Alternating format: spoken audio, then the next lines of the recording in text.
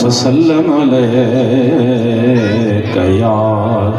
हबीब अल्लाह। मुझे महबूब जो फरमाना त जेको बानो मुझे सलात पढ़ंदो आहे मां उनखे ॾिसंदो आहियां त पोइ सभु ॾाढियां पढ़ूं नी सल्लल्लाहु अलैका या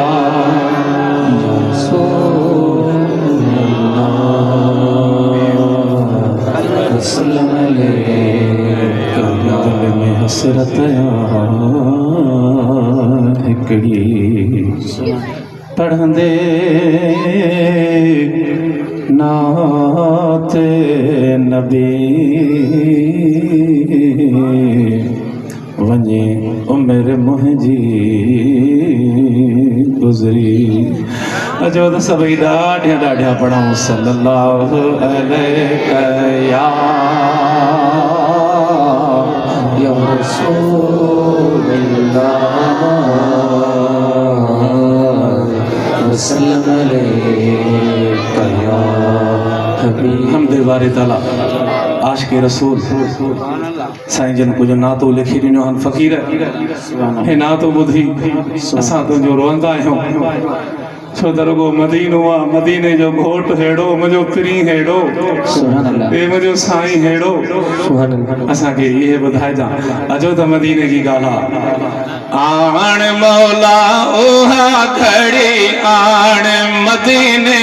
हलण जी पाण ई ईंदुम होत आवाज़ घणो आहे थोरो घटि करे कुझु आऊं बि त अॻ भरी थियां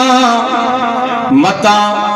चवे मिखान बलोच त कम हीणन मां त कोन थियो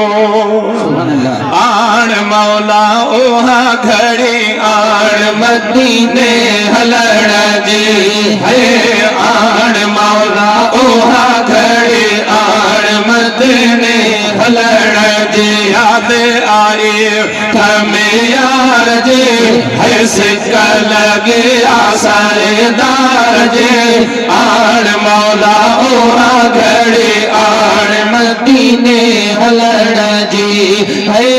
आण मौला ओहा घड़ी आण मदीने हलण जी बहुआ मदीनो पाक पाक सदन जे खा गया बहुआ मदीनो पाक पाक सदन जी खा गया पाक जंहिंजे आह बेकार जे है याद आई आ सरदार जे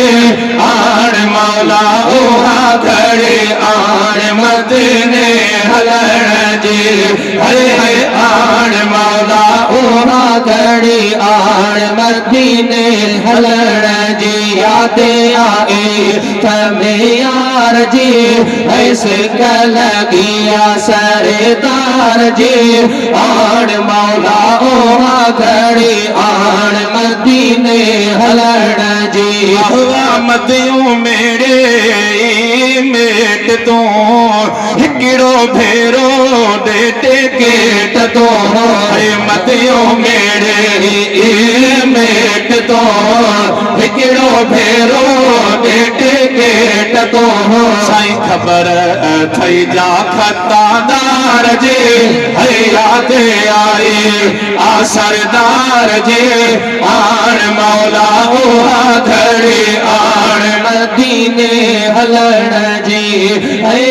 आण मौला ओहा घड़ी आण मदीने हलण जी थींदे जुदा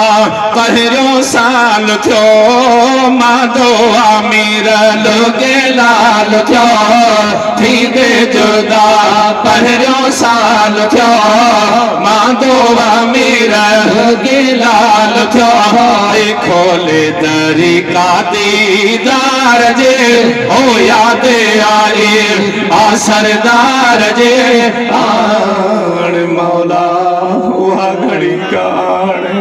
का आकिल महरमा लारी भरे मदीने हलिया हलो